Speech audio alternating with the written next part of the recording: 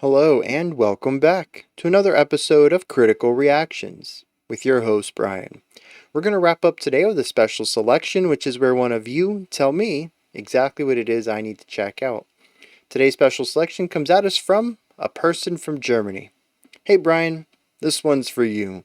The NDR band, and NDR is a public broadcasting station in northern Germany, featuring the Munich band Panzerballett under the direction of the chief conductor Gerd Lusne. The song Typewriter 2 is a composition by Panzerballett's guitarist Jan Zerfield.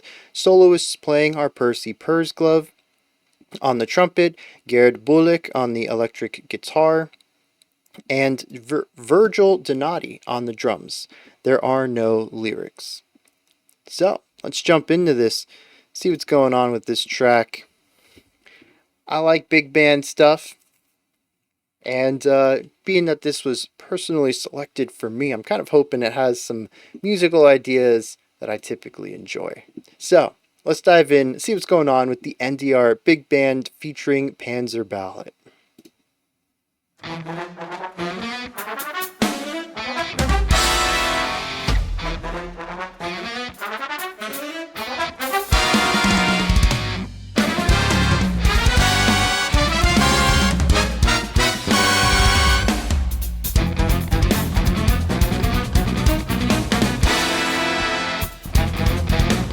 Okay, that's fun.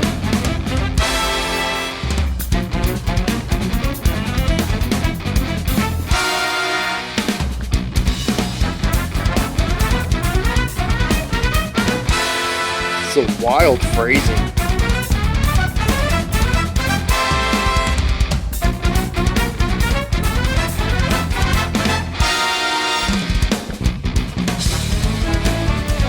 I like the traditional stick grip.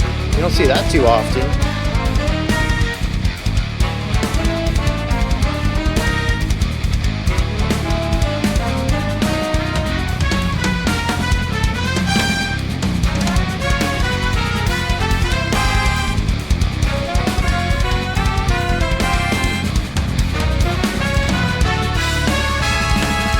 Dude, the drumming is bonkers. We have this Djenty stuff on the guitar and bass.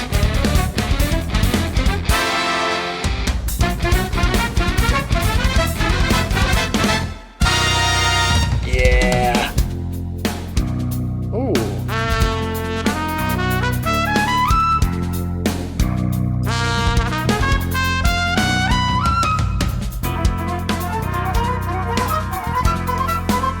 Dude, this atmosphere.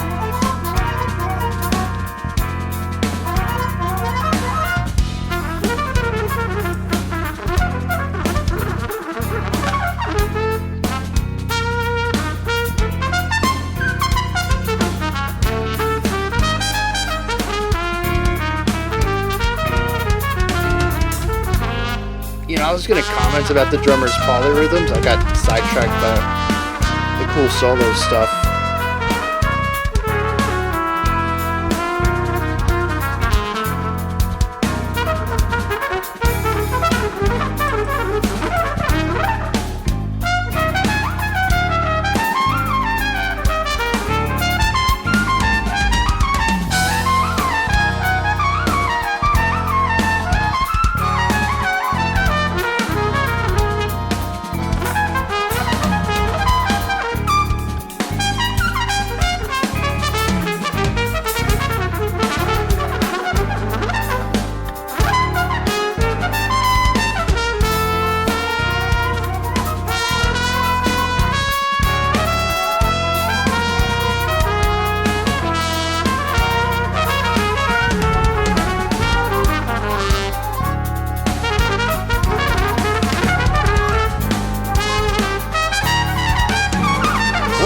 This chord progression.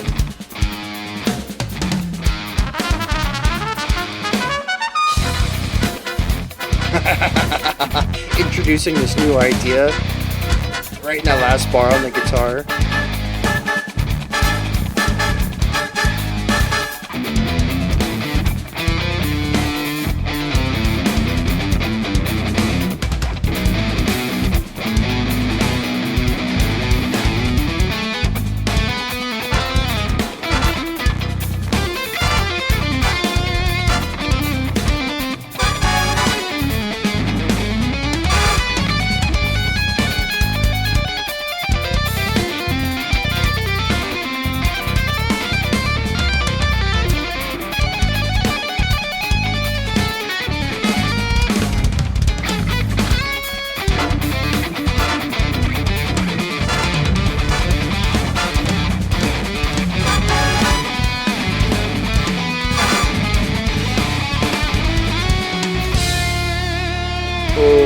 was clean.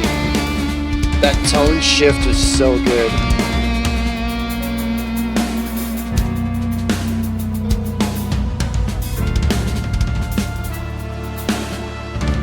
I have to wonder whose idea this was, though. Who wanted to bring together this big band with this rock group?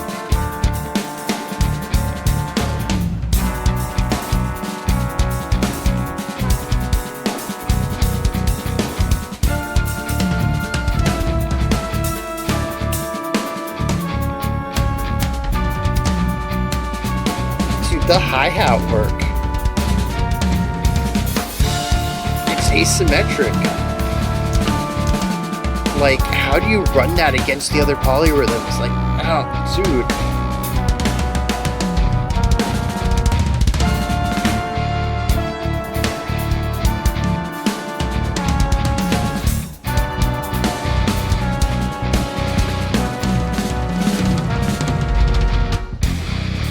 So I think that whole section was 4/4, but he was playing with time feel hard.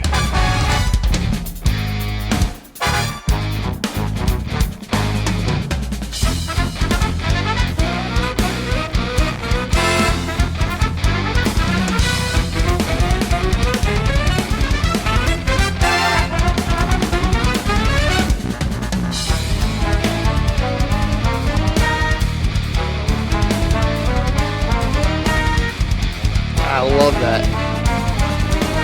Yeah, dude. That horn melody is sick. Particularly the harmony in the melody.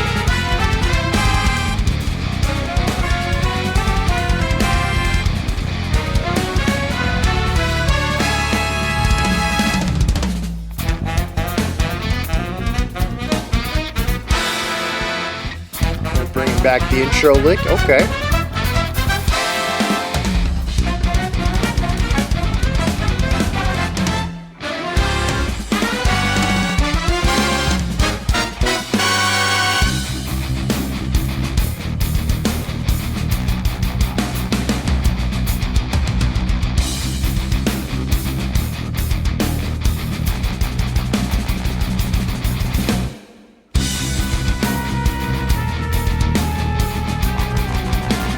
Tons of dissonance here.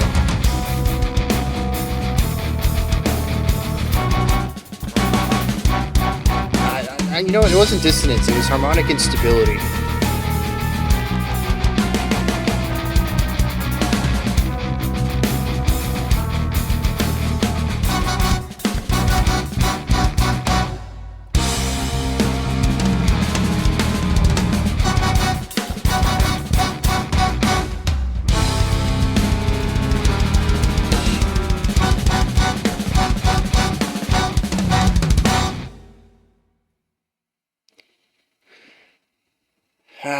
Dude, I don't know, man.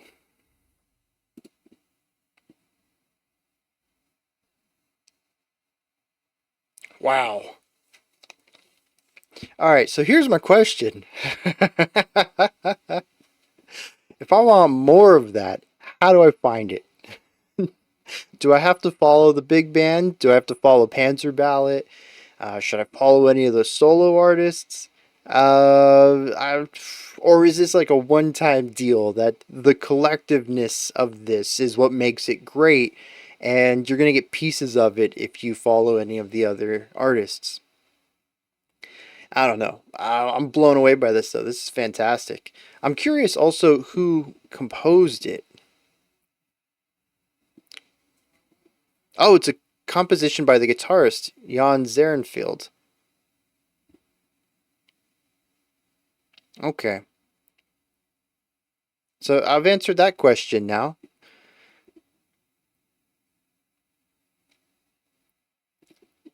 That's who I have to follow if I want to find more stuff like this.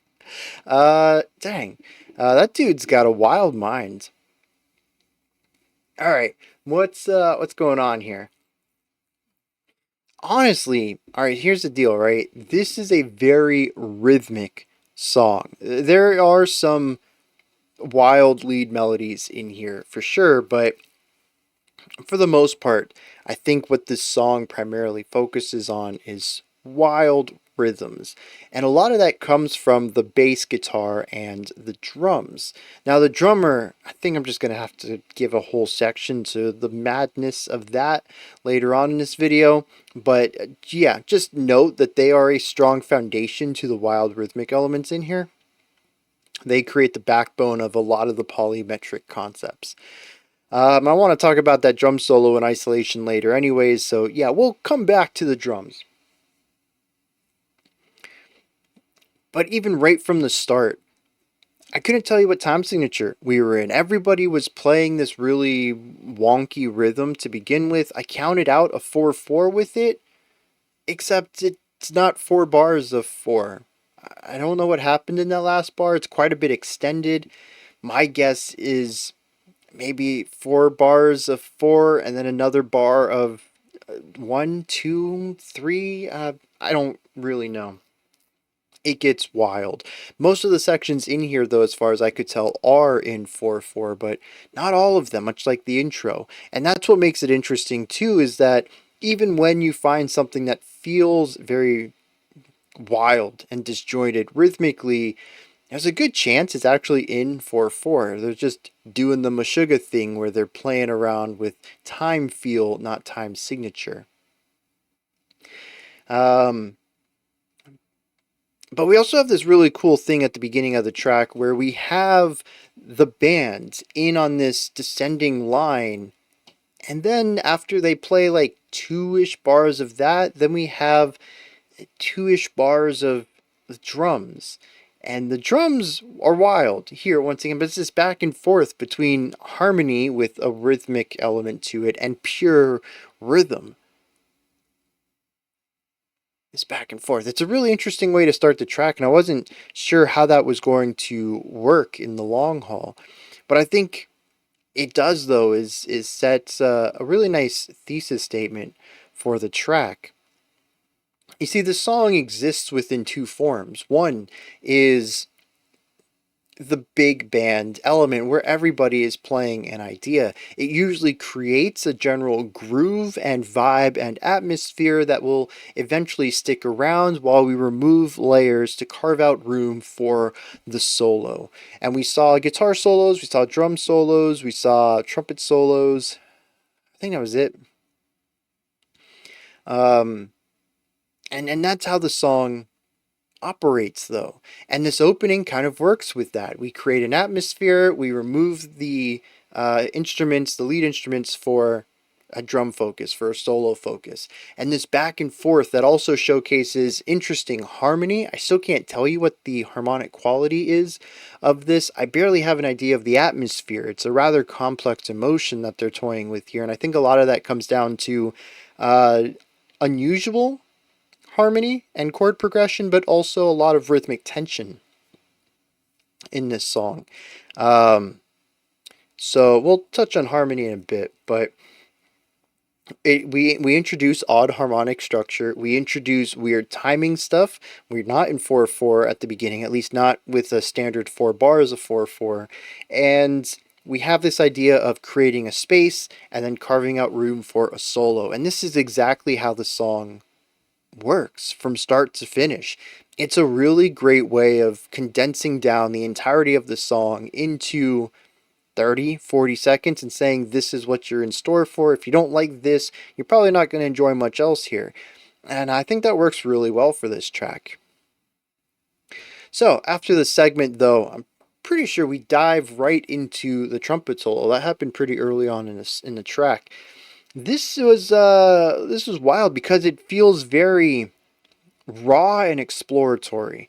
And part of that I think you can pick up even without a lot of musical knowledge. The note choices here are kind of wild. It feels dark, but it also feels inconsistent. It's another thing that kind of leads me into not really understanding the harmony, the chord progression here. I would love to get some sheet music of just the chords, honestly, on this. I'd love to see what kind of mode we're in, what kind of key we're in, and how all that works. The entire song kind of has a darkness to it, but it isn't the typical kinds of dark chord progressions that I'm used to. And I wouldn't necessarily say that this is sad or ominous or eerie, angry even at times. It's just a vague concept of darkness. And I think a lot of that comes down to my lack of exposure to this. I simply don't understand the harmony here. And that's just ignorance on my part. I got to get more acquainted with these more experimental chords and chord progressions that they're using here.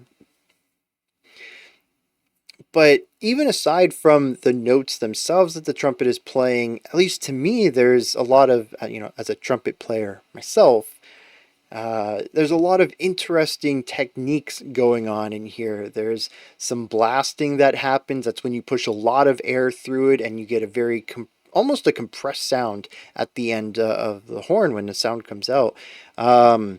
There's half valve techniques. There's, I almost want to say, some sort of rumble in here. Maybe it's a tongue trill. Maybe it's like a kind of like a creating white noise in your throat kind of sounds that's being, sucked in underneath the trumpets. I don't know, dude. There's some wild tones in here. The trumpet player has my attention for a more experimental delivery of tone.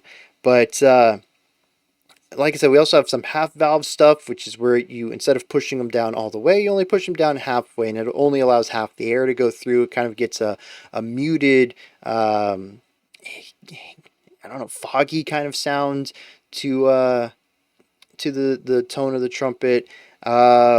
There's just all sorts of more experimental ways of playing the trumpet here without really going outside the box of using the trumpet as a percussion instrument or something like that. We don't get wild bonkers, but as far as pushing air through the trumpet and using the valves to change the pitch, there's a lot of experimentation in that single use of the trumpet. I did find it really interesting too after the first lick. It caught me off guard. He kind of puts his hands up a little bit, his fingers up, and his eyebrows are like wow, what was that? And it almost looked like he surprised himself with what he played. I thought that was pretty neat. I'm glad they kept that in the video. I don't know if that's really what happened, but that's what I got out of that. And it was sort of like halfway between a flub that you just kind of all right, that's done. I messed up a little bit. Let's keep moving on. And oh, wow, I did that? And it was just such a very specific emotion. And I have been there before. And I've just never seen it captured in performance outside of, well, it wasn't even captured, but just me being in my body, knowing I did this. I've never seen anyone else do it, though. And I'm sure it happens to everybody. But it's very cool just to be visually captured there. But the entire solo is just full of these very bizarre notes with interesting playing technique on it. And the dude, he's got breath control, dude. Some of these lines were long. He just breezes through them like nothing, takes a quick breath for the next line. It's not like he had to catch his breath. No, just a quick inhale to start the next line. It's just fantastic. Absolutely phenomenal trumpet playing here. I did think it was interesting, not to call him out or anything, but his fingers are a bit flatter played.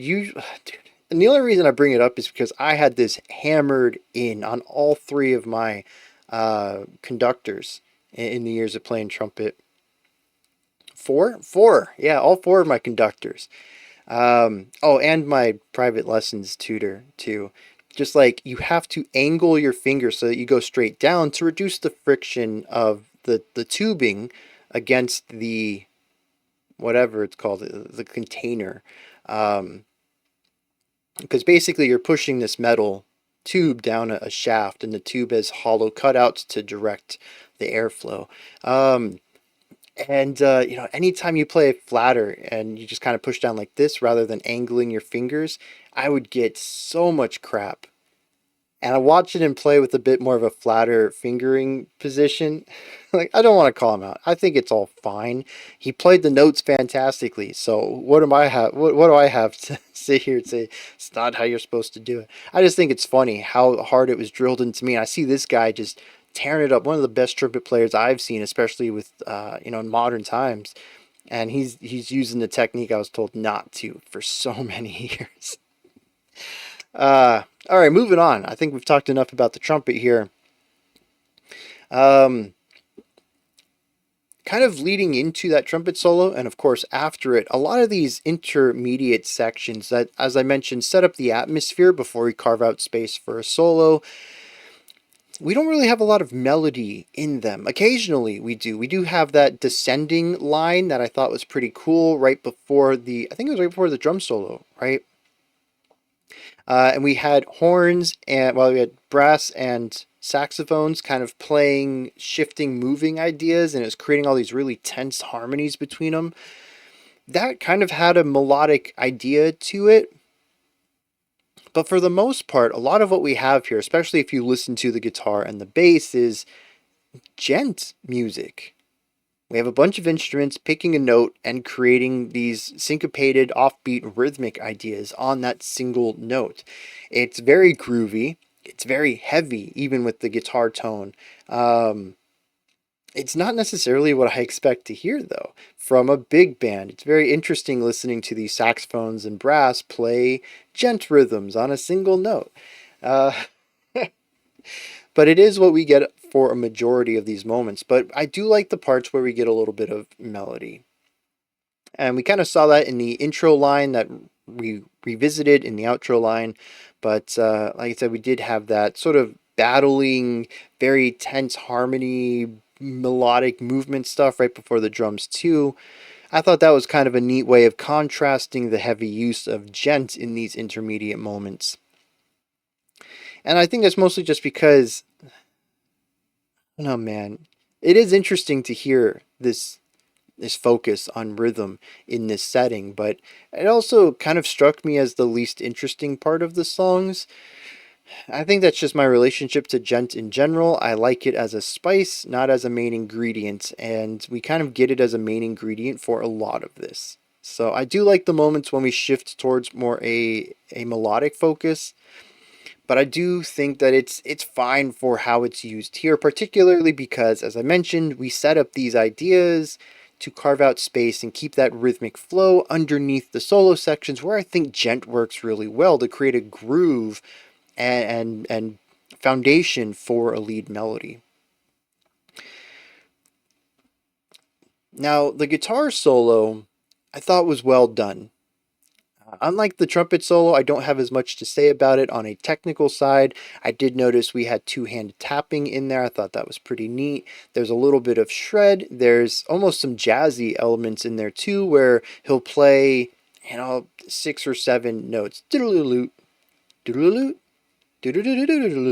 and just kind of work with these smaller phrasings. Very different from a rock or metal orientation where the guitarist just typically plows through a solo and never stops playing at all. There's just no rest in rock and metal solos. So I thought it was pretty cool that we have this guy in here with a very metal guitar tone playing djenty sounds for a majority of this song, and then coming in with some jazzier phrasings for the solo. I thought that was very neat. And like I said, technically, there's some cool things in there. But much like the trumpet solo, the melody here is kind of esoteric. It's difficult to grasp what's going on. As far as emotion or storytelling, a lot of the note choices are kind of bizarre for me. A lot of it sits in the more experimental or avant-garde side, and I think a majority of that is simply because the chord progression underneath is still a bit more of that esoteric style, where it sort of has a darkness or an uncertainty to it, but is a bit too complex, and I don't have enough exposure to it to really understand what it's trying to say. And all of this takes us to the drums.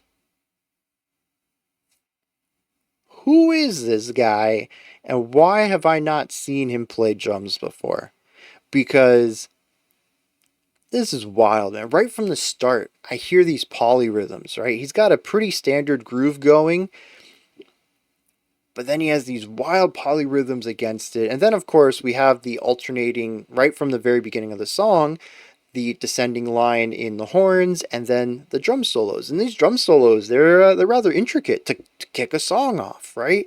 So, like, between the polyrhythms, his melodic drumming style in these solos, and the fact that he's using the traditional stick grip in his left hand, which is rather than holding the drumstick across the, or, in the hand like this, kind of holds it like this, and the stick comes between two fingers.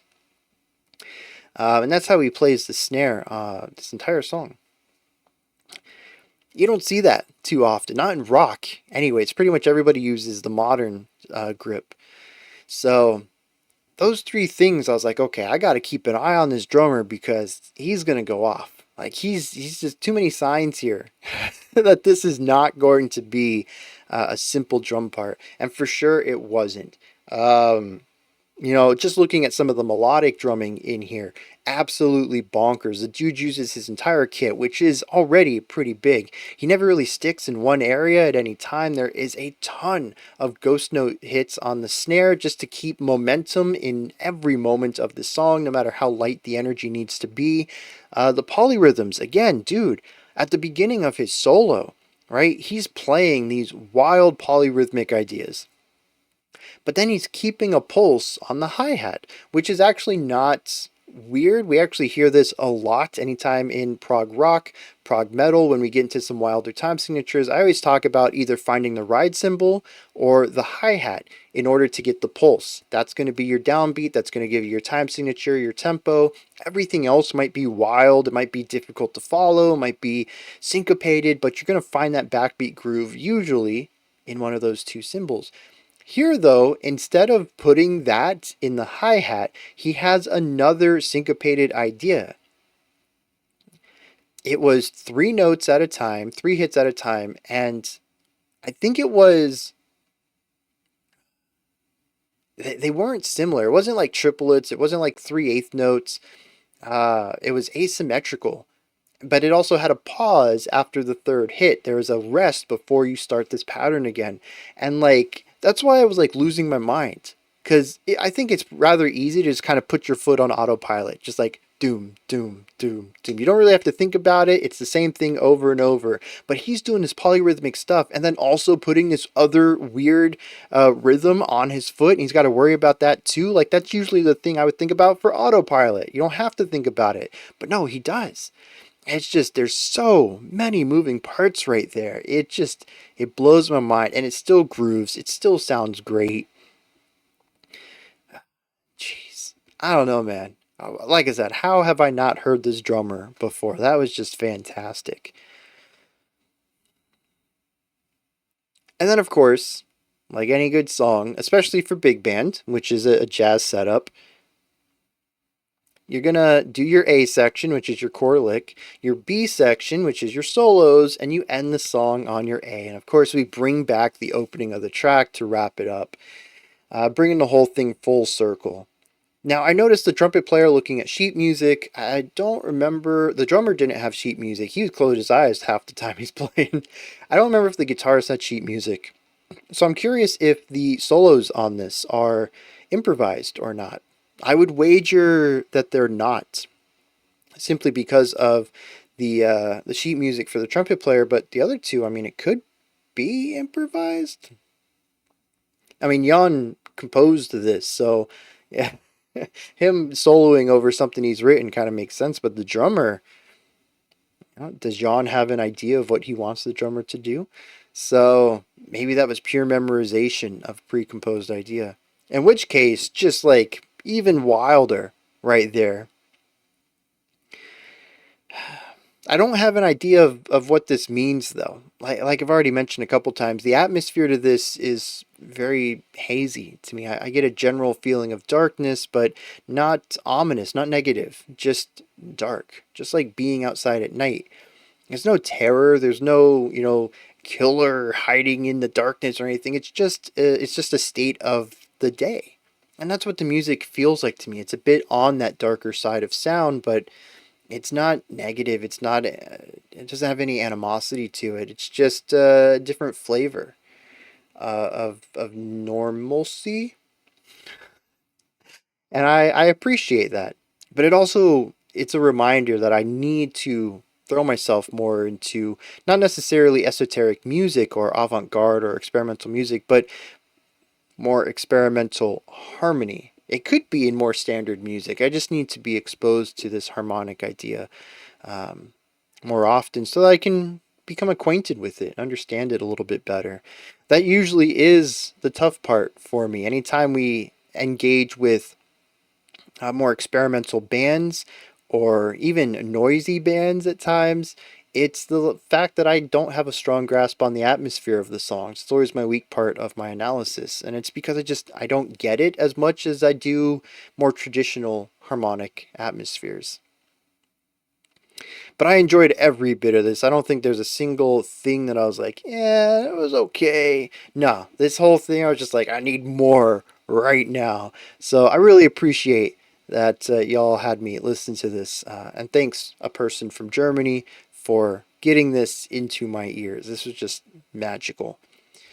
Those are my thoughts on NDR Bigband featuring Panzerballett, Typewriter 2. What'd y'all think of this? Is there anything that stood out to you? Anything that you would like to add on to what I said or correct me on? Maybe you have your own interpretation or opinion on this track. Put all of that and any other thoughts you might have down into the comment section. Above that, in the description box, you'll find a link to Linktree. Takes you here. You can find links to my music, ways to support the channel, a link to the Discord server, and so much more. Above that, if you could, oh no, why did that happen? If you could, like, subscribe, and ring the bell. I greatly appreciate all three of those. That wraps it up for today. I'll be back tomorrow, 5 p.m. Eastern Standard Time, 10 p.m. UTC as usual. Until next time, remember to be critical, not cynical, of the music you listen to, and have a fantastic morning, afternoon, or evening, whenever you choose to watch my videos.